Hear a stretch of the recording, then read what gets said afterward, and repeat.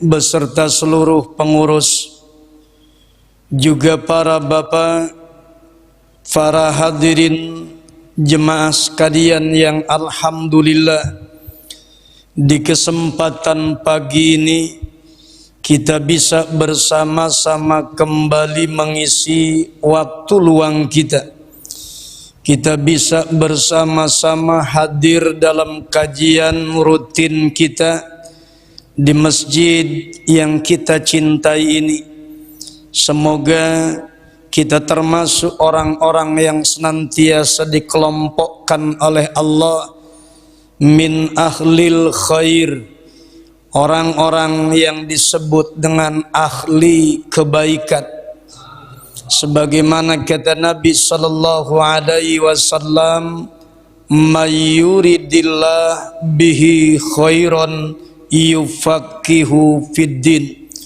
Siapa orang yang dikehendaki menjadi orang baik, maka niscaya diberikan kepadanya pemahaman ilmu agama.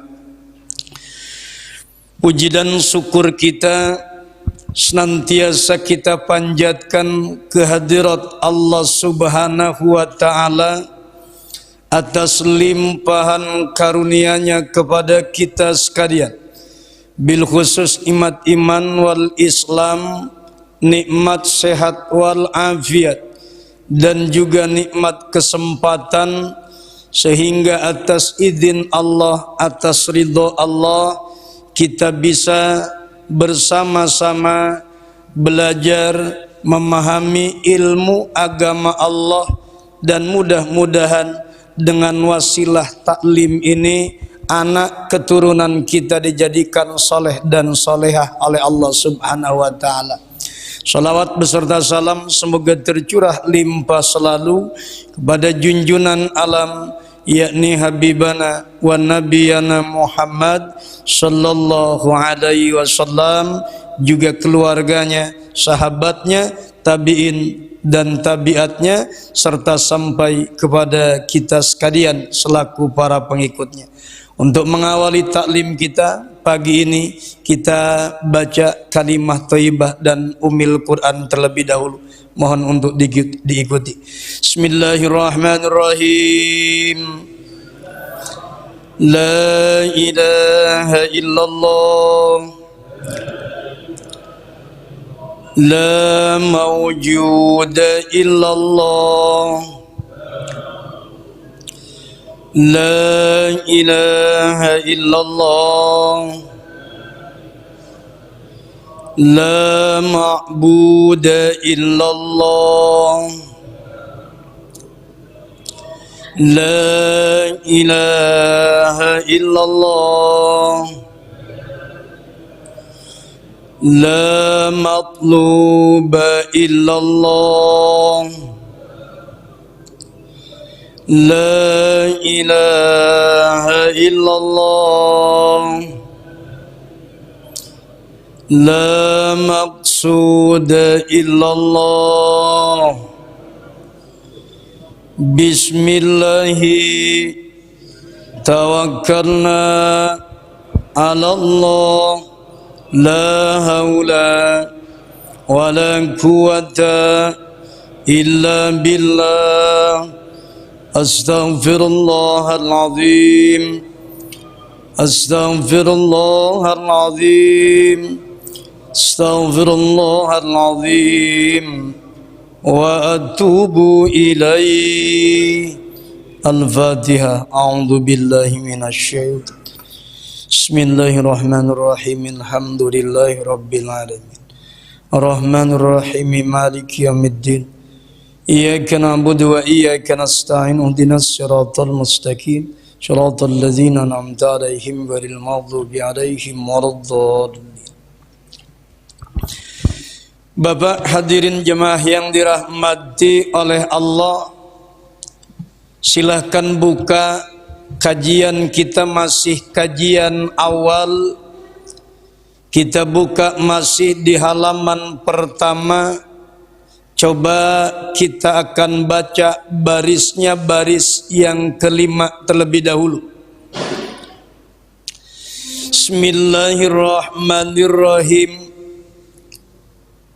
Wa anzala alaihil Qur'ana fihi hudal linnas wa bayyinatim minal huda wal furqan. Dan Allah telah menurunkan Al-Quran kepada Nabi Muhammad yang di dalamnya berisi petunjuk dan berbagai penjelasan untuk manusia berupa petunjuk dan pembeda yang hak dan yang batil. Itu Al-Baqarah 185. Wa syara'a lahu wa li ummatihi ma wassa bihi Nuha wa Ibrahim wa Musa wa Isa. Dan Allah mensyariatkan bagi beliau dan bagi umat beliau dengan sesuatu agama Allah telah mewasiatkan kepada Nabi Nuh, Nabi Ibrahim, Nabi Musa, Nabi Isa. Wa faddala dinahu ala sairil adyan. Dan Allah telah mengistimewakan agama beliau di atas agama-agama yang lain. Wa ja'alahu akrama khalqihi alaih. Dan Allah telah menjadikan beliau sebagai makhluknya yang paling mulia di sisinya. Wa ja'ala ummatahu khaira ummati. Dan Allah menjadikan umat beliau sebaik-baiknya umat. Ukhrijat linnas, yang dikeluarkan, dilahirkan untuk manusia. Yu'minuna billah wal yaumil akhir wa ya'muruna bil ma'ruf wa yanhauna 'anil munkar. Mereka beriman kepada Allah dan hari akhir, dan mereka selalu menyuruh kepada yang ma'ruf, mencegah daripada yang munkar. Wa yata'awanuna 'alal birri wat taqwa. Dan mereka selalu saling tolong menolong dalam kebaikan. Wala yata'awanuna 'alal itsmi wal udwan. Dan tidak pernah tolong menolong dalam dosa dan permusuhan. Bapak, Ibu hadirin yang dirahmati oleh Allah, pengarang kitab Syekh Abdullah bin Alawil Haddad, beliau masih menyampaikan muqaddimah di dalam kitab ini, yang tentunya muqaddimah itu pun memuat isi kajian. Jadi kalau muqaddimah yang bagus tuh tidak pernah keluar daripada isi. Ketika orang temanya dalam berceramah adalah iman, maka muqaddimahnya pun isinya tentang iman. Dan ayatnya pun ayat keimanan. Maka ketika tema seseorang bahasan kajiannya adalah taubat, maka isi muqaddimahnya pun adalah tentang taubat. Dan ayat yang disampaikan, hadis yang disampaikan selalu tentang taubat. Itu muqaddimah yang benar. Dan hebatnya pengarang kitab Risalah Al-Mu'awanah, saya sampaikan di pertemuan kita yang lalu, memberi judul saja di dalam kitabnya Risalah Al-Mu'awanah, risalah yang memang isinya taling tolong menolong. Ayat yang disampaikan itu Al-Maidah surat 5 ayatnya ayat 2 tentang tolong menolong. Wa yata'awanuna, tolong menolong, berarti membahas kitab. Beliau mengarang kitab, dasarnya adalah Al-Quran, dasarnya karena memang perintah Allah Subhanahu wa ta'ala. Ada orang yang berpendapat, buat apa zaman sekarang tuh mencetak buku? Buat apa zaman sekarang tuh membuat kitab? Toh yang namanya kitab hadis sudah banyak, kemudian Quran pun sudah jelas, tafsirnya sudah banyak, ngapain masih ngarang kitab aja? Kitabnya kitab kuning lagi. Nah, begitu. Ditambah kitabnya kitab gundul lagi. Kenapa masih membuat kitab saja? Jawaban ulama itu cerdas. Apa mereka sampaikan? Yang namanya ilmu, satu ilmu saja kita ajarkan kepada orang, satu ilmu saja kita tulis, kemudian bermanfaat untuk orang banyak, maka insya Allah kemanfaatannya akan menyebar, kemanfaatannya akan mengalir kepada si penulisnya. Satu contoh diberikan yang baik-baik, maka niscaya kebaikan itu pun mengalir pahalanya kepada kita, sekalipun kita sudah meninggal dunia. Bahkan yang hebat, kata ulama, yang namanya ilmu itu harus diantaranya mengikuti perkembangan zaman. Sekarang orang hobinya membaca kitab yang memang terjemahkan kitabnya. Toh ketika orang hari ini belajar kitab kuning, harus menunggu memahami tentang ilmu nahwunya, harus memahami sorobnya, harus memahami ilmu lughahnya. Kapan orang mau ngerti belajar ilmu? Makanya ada kitab yang sudah diterjemahkan, tetap tidak kemudian menghilangkan isi daripada kitab kuningnya. Tapi walaupun kita tidak mengkaji ilmu nahu, ilmu sorob, alhamdulillah kita sudah bisa baca, alhamdulillah kita sudah bisa ambil manfaat. Inilah pentingnya menjadi penulis. Inilah pentingnya kita menjadi apa? Menjadi pengarang. Kalau toh memang kita bisa kembangkan ilmu itu sesuai dengan perkembangan zamannya. Ya ahli YouTube, ya YouTube. Ahli menulis, ya menulis. Yang terpenting ilmu itu tersampaikan. Bapak, Ibu hadirin yang dirahmati oleh Allah, dari muqaddimah pengarang kitab beliau katakan, wa anzala alaihil Qur'an fihi hudal linnas wa bayyinatin minal huda wal furqan. Allah menurunkan Al-Quran kepada Nabi Muhammad yang di dalamnya berisi petunjuk, berbagai penjelasan untuk manusia. Pak, satu-satunya hidayah yang Allah berikan kepada kita adalah hidayatuddin, hidayah agama yang istimewa. Kenapa Nabi Sallallahu Alaihi Wasallam tidak bisa memberi hidayah kepada pamannya sendiri? Innaka la tahdi man ahbabta walakinnallaha yahdi may yasha. Muhammad, kamu tidak akan pernah bisa dapat memberikan hidayah kepada orang yang kamu cintai. Walakinnallaha yahdi may yasha, melainkan Allah memberikan hidayah kepada orang yang kita ini bukan ahlu baitnya Rasul. Kita ini bukan sahabatnya Nabi yang Nabi banggakan. Kita kemudian bukan pula tabi'in dan bukan tabi'it tabi'in yang Nabi katakan sebagai generasi terbaik.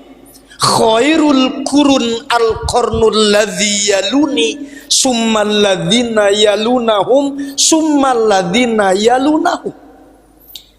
Siapalah kita? Kita hanya orang yang memang hidup di akhir zaman. Tetapi anugerah Allah berikan kepada kita. Dari sekian banyak umatnya Rasul, dari sekian banyak hamba Allah, kita termasuk orang-orang yang diberikan hidayah oleh Allah dengan hidayatuddin, hidayah agama. Hidayah agama sampai kepada kita. Hidayatuddin, alhamdulillah hari ini kita masih tetap bertahan dengan agama Islam yang kita betul-betul pegang teguh. Maaf, banyak di luar sana orang yang keluar daripada hidayah itu, mereka keluar daripada keislaman mereka, mereka menjual agamanya dengan cuma sekedar dunia yang nilainya tidak seberapa, tetapi Allah menjadikan kita orang-orang Islam, menjadikan muslim yang patuh, yang taat cinta kepada Allah dan Rasulnya. Ini hidayah. Berbangga dirilah kita menjadi umatnya Rasul. Bahkan hebatnya dikatakan oleh Nabi, nanti dikatakan oleh Allah di dalam Al-Quran, bahwasanya waja'ala ummatahu khairu ummatin. Allah menjadikan umatnya Nabi itu adalah khairu ummatin, umat yang terbaik. Semuanya buat Nabi itu terbaik, Pak. Kenapa saya katakan terbaik? Mukjizat yang Allah berikan kepada Nabi kita tuh terbaik. Kenapa mukjizat itu terbaik? Jawabnya, mukjizat Nabi siapa yang sampai sekarang masih tetap bertahan, bahkan bisa difungsikan. Kalau Bapak kemudian jalan-jalan ke sebuah museum, misal di Mesir saja, ada museum yang kemudian memperlihatkan tentang tongkatnya Nabi Musa. Apakah Bapak yakin tongkatnya Nabi Musa itu bisa Bapak gunakan? Yakin nggak bisa digunakan? Di zaman Nabi Musa, ketika tongkat yang pegang Nabi Musa, ya bisa digunakan. Tapi ketika sudah masuk ke museum, apakah bisa digunakan sama Bapak? Enggak. Mukjizat yang mana yang mampu bertahan sampai sekarang? Jawabannya adalah mukjizat yang terbaik yang diberikan kepada Nabi yang terbaik, yang kemudian diturunkan di waktu terbaik, di bulannya bulan terbaik, bahkan diberikan kepada umat terbaik. Apa? Al-Quran. Al-Quran adalah mukjizat yang terbaik, diturunkan kepada Nabi terbaik, di waktu yang terbaik, di bulan yang terbaik, kepada umat yang terbaik. Dan hari ini kita akan masuk pada bulan yang terbaik, di mana Quran diturunkan, yaitu Ramadan. Semuanya serba terbaik. Apa yang membuat kita ragu dan apa yang membuat kita tidak yakin bahwa Al-Quranlah sebenarnya yang betul-betul bisa memuliakan kita? Quran yang betul-betul bisa memuliakan kita, nggak ada yang lain. Manusia itu sejatinya orangnya orang hina, butuh untuk menggandeng sesuatu yang terbaik. Kenapa? Lihat, jauh sebelum manusia diberikan amanah oleh Allah Subhanahu wa ta'ala, manusia itu digadang-gadang oleh Allah sebagai khalifah dan disebut di kalangan para malaikatnya.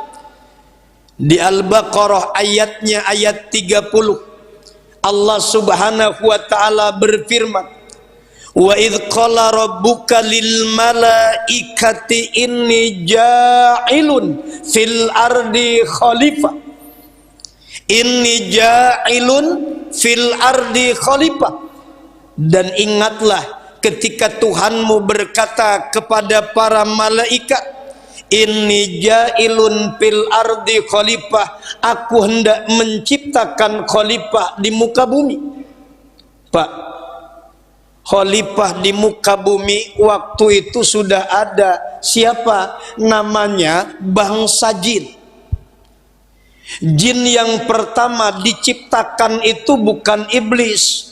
Iblis itu anak jin yang ketika dibantai sama malaikat kemudian diangkat ke alam malaikat, bernama Azazil, dibesarkan di kalangan malaikat, makhluk yang begitu cerdas sehingga dia jadi pemimpin malaikat.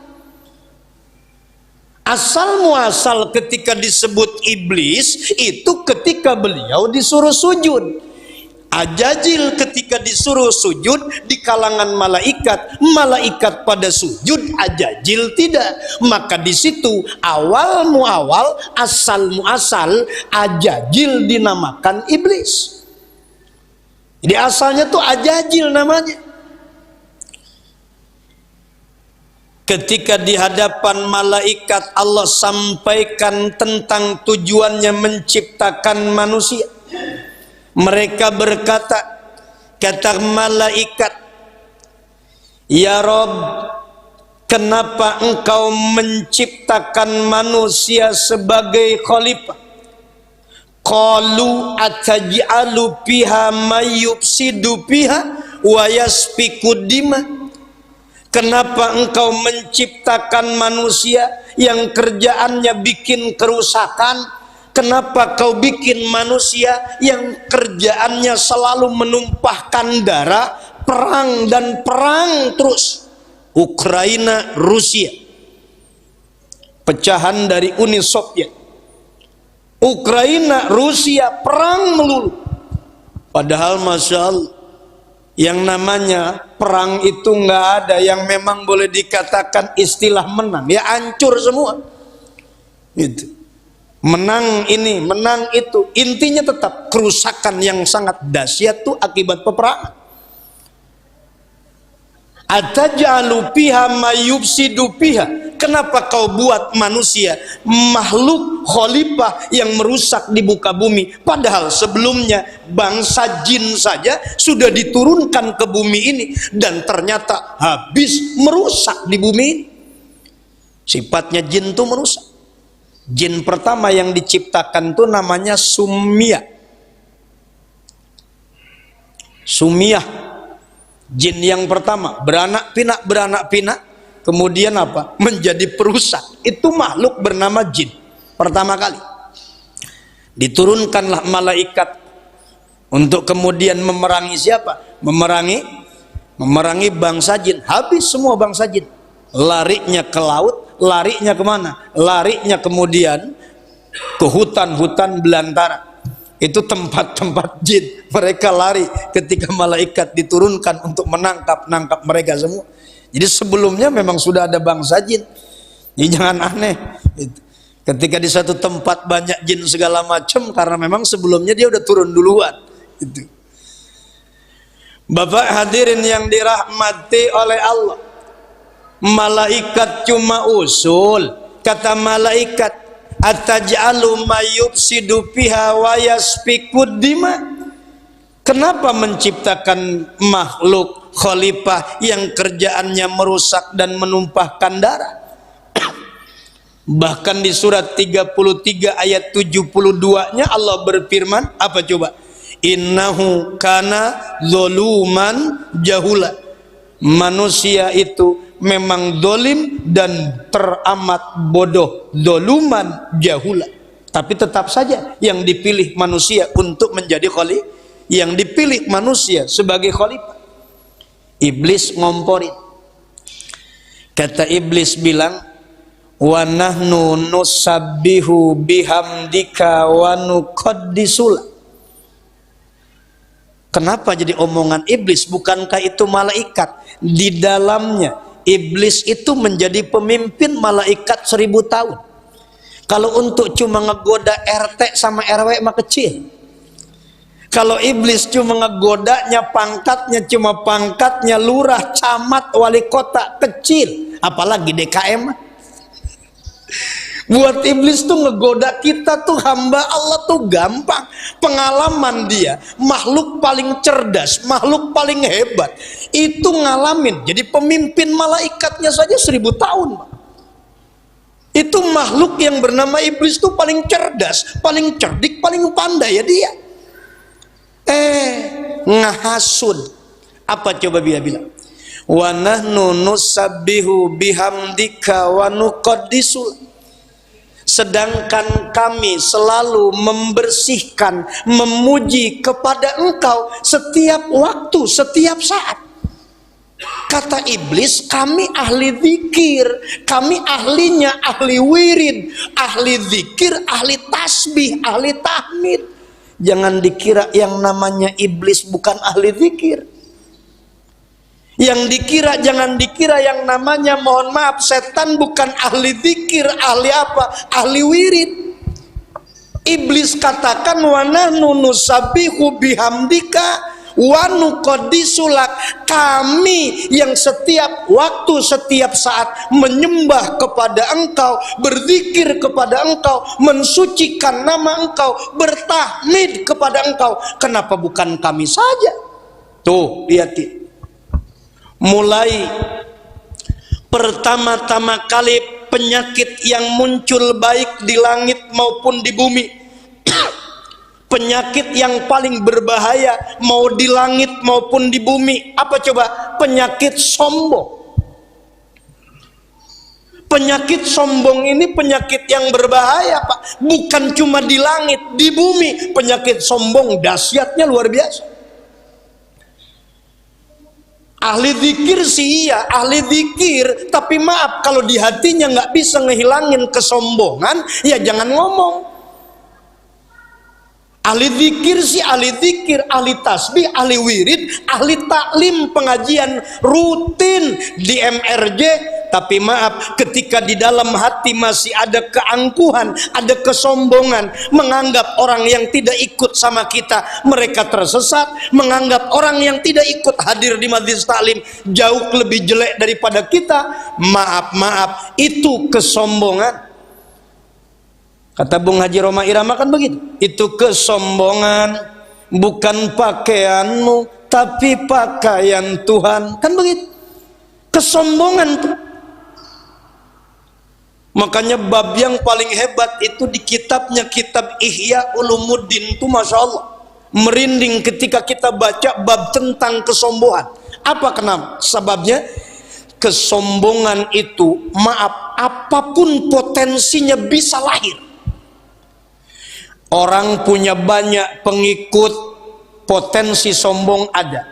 Orang banyak ilmu, potensi sombong ada. Orang kemudian banyak keahlian, potensi sombong ada. Banyak kekayaan, potensi sombong ada. Banyak anak, potensi sombong ada. Banyak istri, apalagi, gitu kan? Potensi kesombongan tuh Masya Allah. Potensi sombong. Jadi yang banyak istri bukannya adil, apa? Jangan-jangan sombong. Ini potensi sombong luar biasa. Banyak pengikut, banyak jamaah, disangka yang namanya ustadz kagak pernah sombong. Oh lihat, beda. Jemaah sedikit sama jemaah banyak bawaannya beda. Ngaji kok ada perubahan. Kalau jemaahnya sedikit dia kurang semangat, kalau kemudian jemaahnya banyak, Masya Allah, semangatnya tumbuh. Ya Allah, sombong itu. Potensi sombong itu bisa lahir dari siapapun.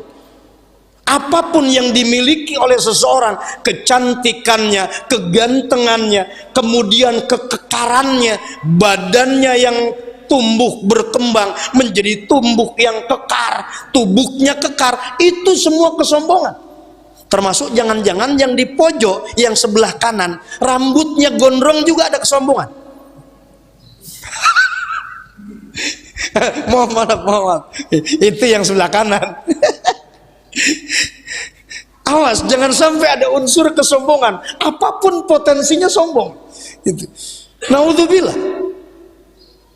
Siapapun kalau bicaranya khuyala, kesombongan. Tapi maaf, sahabat kemudian ada yang bertanya tentang pakaian yang memang dipakai, yang namanya sarung ketika kemudian lebih dari mata kaki, itu kira-kira dosa tidak? Memang dalam satu hadis itu tidak boleh kemudian melebihi daripada mata kaki. Tapi ketika ada sahabat yang bertanya, bagaimana kalau memang melebihi daripada mata kaki? Sepanjang bukan khuyala, sepanjang tidak ada unsur kesombongan, maka silahkan saja, sepanjang tidak ada unsur kesombongan. Tapi maaf, jangan ketika ada orang yang pakai celana melebihi mata kaki, sarung melebihi mata kaki, jubah, gamis melebihi mata kaki, sombong ini. Nggak usah, ntar dibilangnya sombong sama kita. Biar sombong itu urusan hati, khuyala itu urusan hatinya. Kata iblis bilang, wa nahnu nusabbihu bihamdika wa nuqaddisu lak. Iblis masuk dalam kelompoknya malaikat. Ya Allah, penyakit tuh paling hebat tuh kesombongan. Naudzubillah. Iblis aja turun dari surga gara-gara sombongnya. Bapak gara-gara sombong mau keluar dari dunia.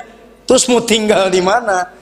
Kalau kita sombong mau tinggal di mana coba? Kalau bukan di dunia. Kebangetan amat ya. Penyakit sombong tuh memang masya Allah dahsyat bener bahayanya, dahsyat bener pengaruhnya.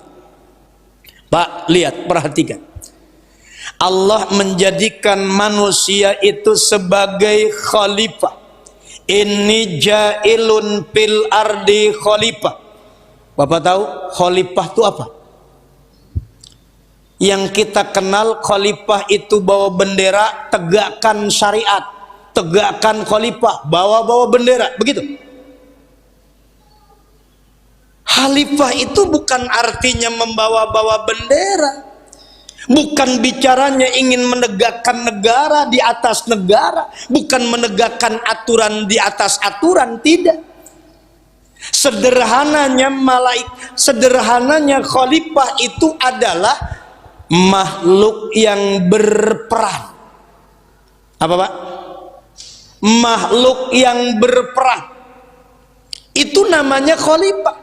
Walaupun ada ahli tafsir yang mengatakan khalifah itu adalah pemimpin, khalifah itu adalah yang mengurus, khalifah itu adalah yang mengatur, khalifah itu kemudian yang menjadi pemimpin. Banyak ahli tafsir mengartikan khalifah demikian, tetapi sederhananya khalifah itu adalah yang punya peranan. Saya tanya sama kita sekalian, kita ini punya peranan apa di bumi ini? Kita punya peranan apa di bumi ini? Khalifah, lagi-lagi saya bilang, kita ini makhluk yang memiliki peranan. Kita ini sebagai khalifah yang berperan. Punya peran apa? Satu, pertanyaan saya. Nomor kedua, adakah arti yang lain daripada berperan? Ada. Silahkan buka surat 19, surat Maryam, ayat 59. Apa kata Allah? Fa khalafa mim ba'dihim khalfun adha'us shalah wattaba'us syahawat. Fa khalafa, kemudian berganti generasi. Jadi arti daripada khalifah juga boleh berganti-ganti, makhluk yang berganti-ganti. Dulu zamannya zaman kakeknya, sekarang zamannya zaman bapaknya, sekarang zaman bapaknya, nanti di masa anak-anaknya, setelah di masa anak-anaknya, kemudian di masa cucu-cucunya. Generasi ke generasi. Ada yang hidup, ada yang mati, ada yang kemudian lahir, ada yang meninggal dunia. Itulah makhluk yang bernama khalifah, berganti-ganti. Pak, apakah yang namanya generasi makin kemari itu makin baik? Generasi itu makin kemari makin baik apa makin hancur? Ayo. Ternyata Nabi yang berbicara. Nabi yang menyampaikan bahwa generasi itu makin kemari itu makin hancur. Generasi makin kemari itu makin boleh dikatakan makin semraut. Kenapa? Zaman mungkin makin bagus, makin berkembang, makin canggih. Eranya semua era teknologi, eranya era digitalisasi. Zamannya ya semuanya serba hebat, semua serba digital. Tetapi manusianya, apakah begitu? Enggak. Makanya Masya Allah, akses di kita jalan tol kemana aja deket, Pak. Mau ke Cibubur kita yang namanya dari Keranggan tuh ada, mau ke Cijago ada, termasuk kabar-kabar tol Cibitung juga kayaknya lewat sini nanti, gitu kan? Tol Cibitung, tol Jati Asih, akses untuk menuju tol, Masya Allah, deket banget di kita. Jalan semuanya serba bagus. Maaf, semua serba menampakkan keindahannya, kemajuannya, berkembang teknologinya, berkembang digitalisasi. Tapi apakah manusia makin kemari makin bagus? Jawabnya tidak. Fa khalafa min ba'dihim khalfun adha'us shalah. Setelah generasi namanya generasi an'amta alaihim. An'amta alaihim itu ada 4. Mana? Nabiyin, siddiqin, suhada, solihin. Ini generasinya generasi ini. Silakan dibuka di suratnya, surat An-Nisa surat 4 ayat 69. Ma'alladzina an'amta alaihim minan nabiyyin wasiddiqin wasyuhada wassolihin wa hasuna ulaika. Doa apa itu? Doa apa itu namanya? Doa kamilin. Dibaca setiap kali ba'da tarawih. Jangan dianggap bid'ah, wong ayat Quran. Nanti orang nggak paham arti doa kamilin, dianggap bid'ah. Itu ayat Quran yang dipakai, dianggapnya bid'ah, ya salah. Mau bagaimana? Memahami ayat kok, pahami doa itu isinya apa? Itu ayat Al-Quran kok dianggap bid'ah? Siapa yang bilang begitu? Itu tidak ada dari Rasulnya. Ya, tidak ada dari Rasulnya. Tapi kan ayat Quran yang dikutipnya. Apakah kenapa nggak bahasanya nggak ada di Qurannya? Kan ada di Qurannya. Itu cuma sisipan doa. Nggak ada salahnya orang mau baca doa dari Al-Quran ataupun kemudian doa dari Al-Hadis, atau memang bukan dari Quran, dari Al-Hadis, sepanjang isi doanya adalah baik, nggak masalah. Pak, disampaikan oleh Allah, fakhalafa min ba'dihim, setelah generasi an'amta alaihim muncul generasi berikutnya. Apa? Adha'us shalah, generasi yang memang menyepelekan sholat, menyia-nyiakan sholat. Generasi yang berikutnya wattaba'us syahawat, kerjaannya cuma ngejar nafsu, kerjaannya ngejar hobi, Pak. Ya Allah, kita harusnya eling dengan ayat ini. Kenapa sebabnya? Bagaimana nasib anak-anak kita ke depan? Ya, generasi ketika ada ayahnya anak mau sholat, nanti ketika ayahnya tidak ada. Generasi ayahnya masih ada, anak mau ngaji, tapi ketika sudah tidak ada lagi ayahnya. Fakhalafa min ba'dihim khalfun adha'us shalah.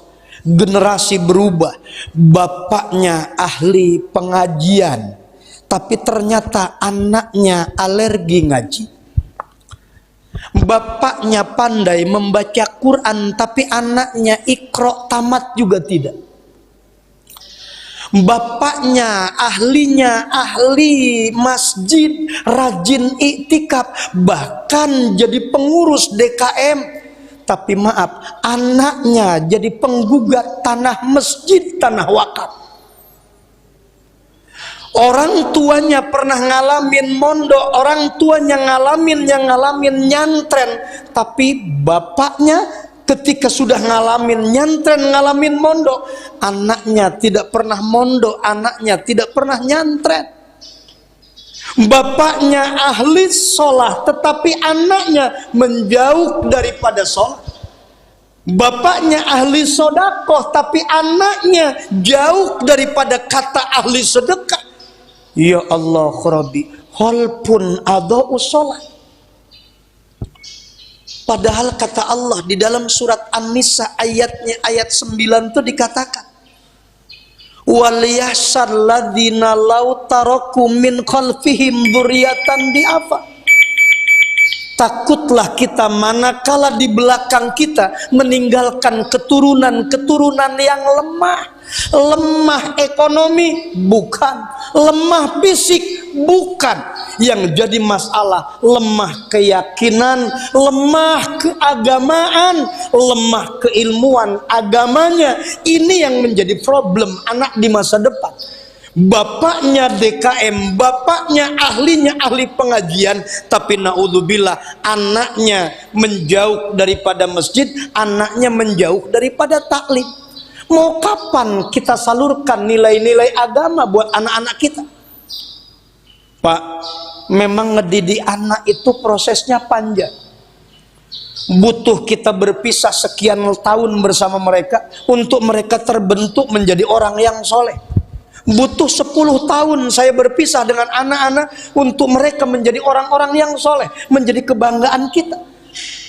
Tetapi apalah, mau dikata apa, 10 tahun buat saya bukan sesuatu hal yang lama. Tapi asalkan nanti ketika dia kembali, dia menjadi anak-anak yang menjadi kebanggaan buat orang tua, kebanggaan buat kita semua.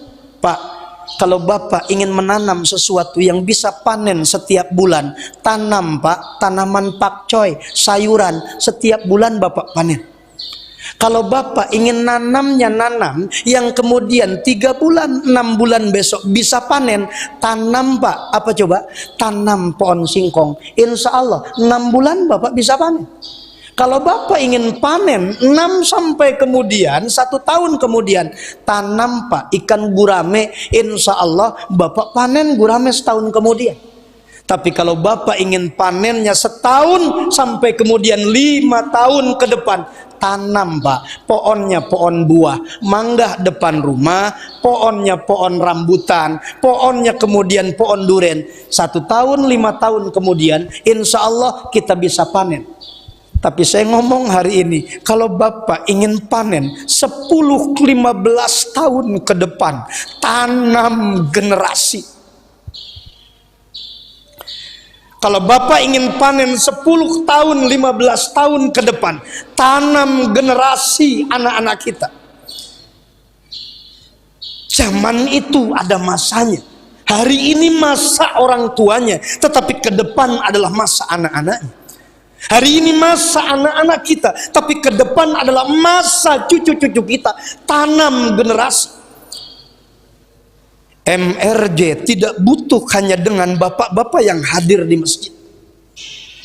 MRJ tidak butuh hanya bapak-bapak yang aktif belajar dalam sebuah kajian di masjid ini. Tetapi MRJ butuh generasi pelanjut. Siapa yang nanti akan menjadi DKM? Siapa yang memang mau jadi imam ketika saat imam berhalangan hadir? Ketika anak kita yang maju jadi imam, ketika anak kita yang naik jadi khotib, ketika anak kita yang menggantikan guru yang berhalangan taklim, itulah kebanggaan kita.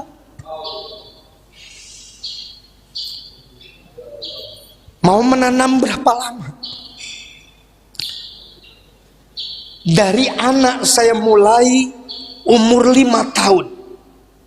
Saya bukan tidak cinta kepada anak. Saya bilang, kamu berangkat. Saya ajarkan bagaimana dia gosok gigi sendiri. Saya ajarkan dia cebok sendiri. Saya ajarkan dia mandi sendiri. Umur 5 tahun. Kamu berangkat nanti mondok ya. Mondok kemana? Mondok ke Karawang, daerah Rawamerta. 5 tahun anak usia TK saya bawa ke pondok pesantren. Sampai sekarang itu anak di usianya 17 tahun, 18 tahun belum pernah ngalamin di rumah. Saya bilang sama anak saya bilang sama anak-anak semuanya, hari ini kita berpisah, 10 tahun, 15 tahun ke depan kita akan bisa apa? Kita akan bisa bersama, kita akan ngumpul, berpisah untuk sementara, tetapi lihat ke depan kita akan sama-sama menjadi orang yang senantiasa selalu berkumpul, disatukan dengan anak-anak keturunan yang soleh. Menanam masa depan butuh proses waktu yang panjang. Saya bilang sekali lagi, Bapak, hadirin jemaah sekalian, Allah tuh tidak butuh bapak-bapak generasi yang harus kita siapin. MRJ bukan cuma butuh generasinya bapak-bapak. MRJ bukan cuma butuh generasinya orang upkirmen yang di masa pensiun sudah tidak punya kerjaan, sudah tidak lagi punya pekerjaan, akhirnya memutuskan untuk aktif di masjid, memakmurkan masjid. Tetapi sekali lagi saya bilang, MRJ butuh generasi, bukan cuma sekedar bapak-bapak yang ada program pengajian, program anak-anaknya ke depan. Ada guru-guru kita Ustadz Anwar, ada guru-guru kita Ustadz Muslim, ajarkan mereka. Saya lebih sepakat yang namanya masjid ini, lahan kosong yang ada di pinggir sini, lahan kosong yang ada di sana di depan, jadikan sebagai asrama untuk membentuk anak-anak kita ke depan. Jadikan itu diniyah atau TPA apapun, silahkan. Kenapa sebabnya? Menyiapkan generasi bukan cuma sekedar butuh sarana ibadah. Bapak hadirin jemaah yang dirahmati oleh Allah, jadi generasi makin kemari itu makin hancur kalau kita tidak mengimbanginya dengan pendidikan. Naudzubillah, summa naudzubillah min dzalik. Nanti ke depan mau seperti apa? Yang jelas ini cuma sekedar saya titip buat kita semua bahwa maaf generasi memang harus kita pikirkan dari sekarang. Mau bagaimana mungkin? Antum wa ajwajukum tuhbarun. Anda dengan istri Anda kelak dibahagiakan masuk surganya. Anda dengan keluarga Anda kelak akan bersama di surganya. Bagaimana mungkin bisa di surganya Allah? Wong tiket buat kita tuh cuma solihin. Tiket para nabiin kita nggak punya, tiket para siddiqin sahabatnya Nabi kita nggak punya, tiket para suhada kita nggak punya. Yang kita punya adalah solihin, tiket solihin yang hanya bisa kita apa? Hanya bisa kita pakai untuk masuk ke dalam surganya Allah. Bapaknya soleh, bagaimana kemudian ketika istrinya tidak soleha? Bapaknya kemudian soleh, istrinya soleha, ibunya soleh, tapi anak-anaknya nggak soleh, apa nggak sayang? Nah disinilah bagaimana kemudian kita harus mewariskan kepada anak-anak kita apa yang terbaik, mukjizat daripada Nabi Shallallahu Alaihi Wasallam. Inna nahnu nazzalna zikro wa inna lahu lahafidun. Kami yang turunkan Al-Quran dan kami pula lah yang menjaga Al-Quran. Jadi Quran itu wa anzala alaihil Quran, diturunkan kepada manusia yang terbaik, diberikan di bulan terbaik, di waktu terbaik, kepada umat yang terbaik. Berbanggalah kita dengan hidayah yang Allah berikan berupa Al-Quran ini. Insya Allah lain kesempatan, lain waktu kita bahas bahwa yang namanya Quran bagian daripada amanah yang harus kita jaga. Detailnya amanah seperti apa, insya Allah akan kita bahas di pertemuan kita berikutnya. Demikian yang dapat disampaikan. Baik, jemaah yang dirahmati Allah, mungkin ada yang mau bertanya, silakan. Cukup? Ada? Kalau gitu kita tutup saja. Alhamdulillahirrahmanirrahim. Setelah kita sama-sama dengarkan ilmu dari guru-guru kita, mudah-mudahan kita dapat mengamalkan dalam kehidupan kita sehari-hari. Mari kita tutup dengan doa kafaratul majelis. Subhanaka Allahumma wa bihamdika asyhadu an la ilaha illa anta astaghfiruka wa atubu ilaik. Assalamualaikum warahmatullahi wabarakatuh. Waalaikumsalam.